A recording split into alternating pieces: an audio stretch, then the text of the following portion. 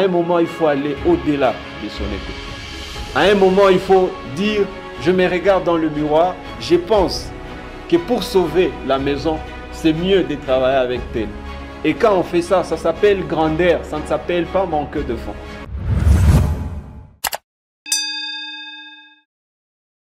Bonjour à tous, merci d'être avec nous sur Kivu Morning Post. Bienvenue dans ce rendez-vous politique où nous parlons des décryptages. Matata Mponyo vient d'annoncer son désistement pour soutenir la candidature de Moïse Katumbi à la présidentielle du 20 décembre 2023. Une décision qui ne cesse en tout cas d'alimenter la toile en République démocratique du Congo. Des réactions qui fusent de partout et d'autres se demandent mais qu'est-ce qui aurait poussé Matata Mponyo à prendre une telle décision alors qu'il était parmi le poids lourd de l'opposition. Alors pour comprendre pourquoi Matata Mponyo a pris cette décision, nous nous sommes dirigés au niveau du bureau de la fédération du LGD qui est le parti des Matata Mponyo où nous avons croisé son fédéral pour nous parler en tout cas de motivation de Matata Mponyo en désistant en faveur de Moïse Katumbi. On écoute Bruno Mutewere.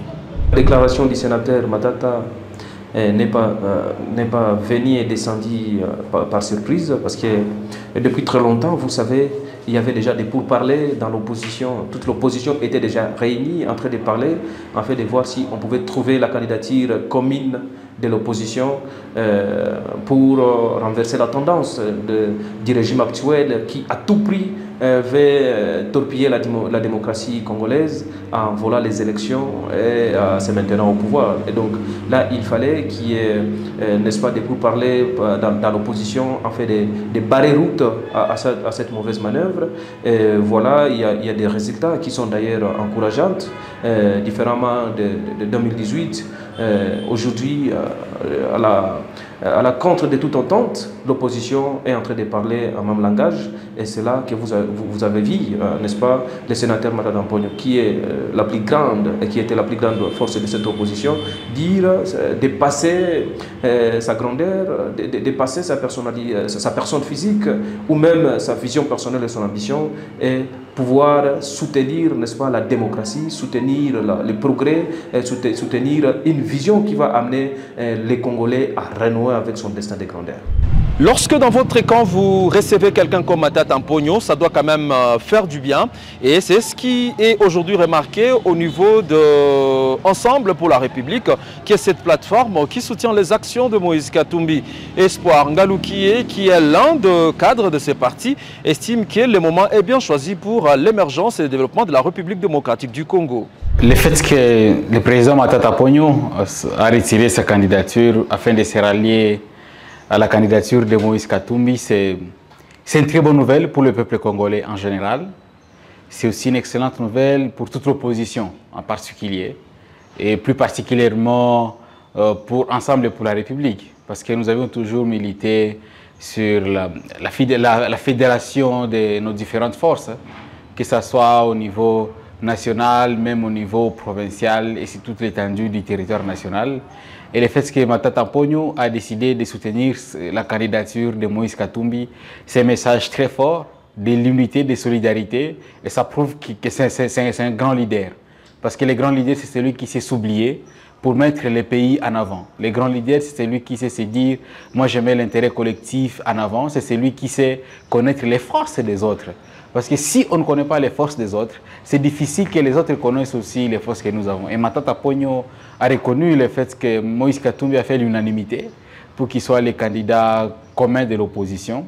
Et le fait d'être le candidat commun de l'opposition, ça veut dire que c'est une opposition gagnante. C'est un ticket gagnant. Face à un Félix Tshisekedi qui a démontré sa puissance hier au stade de Martyr, ne craignez-vous pas que ces ralliements de Matata Mponyo ne soient pas une peine perdue étant donné qu'il est aussi originaire de l'Est?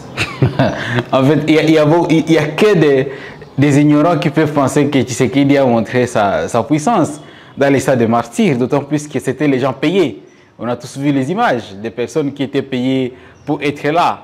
Et ce ne sont pas des personnes qui sont acquises à la mauvaise gouvernance de Tshisekedi. Parce que pour nous, le fait de vouloir mettre Tshisekedi en dehors, ça veut tout simplement dire qu'il a échoué de donner la sécurité.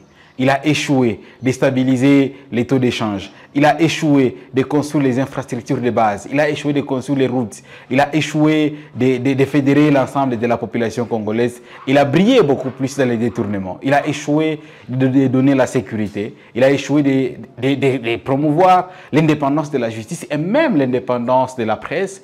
Et il n'a pas pu promouvoir même la liberté d'expression. Aujourd'hui, il y a un militant de la lucha, Mami Chondungo King, qui est arrêté. Il y a votre collègue Stanis Boujakera qui est arrêté. Il y a plusieurs violations de ces différentes libertés qui sont promues par Tshisekedi. Et ces personnes qui étaient au stade des martyrs, ils étaient juste pour prendre l'argent, pas pour voter. Et vous allez voir, les jours du vote, même les bureaux dans lesquels Tshisekedi va voter, il sera battu à plate couture. Des critiques, il y en a. Des questions, il y en a. Il y a même d'autres qui disent, ben, est-ce que ce n'est pas un plan du Front commun pour le Congo?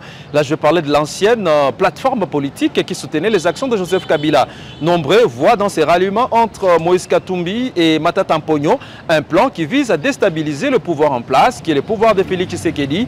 D'autres qui évoqueraient même une possibilité pour Joseph Kabila d'avoir une mainmise sur la gestion de la chose publique.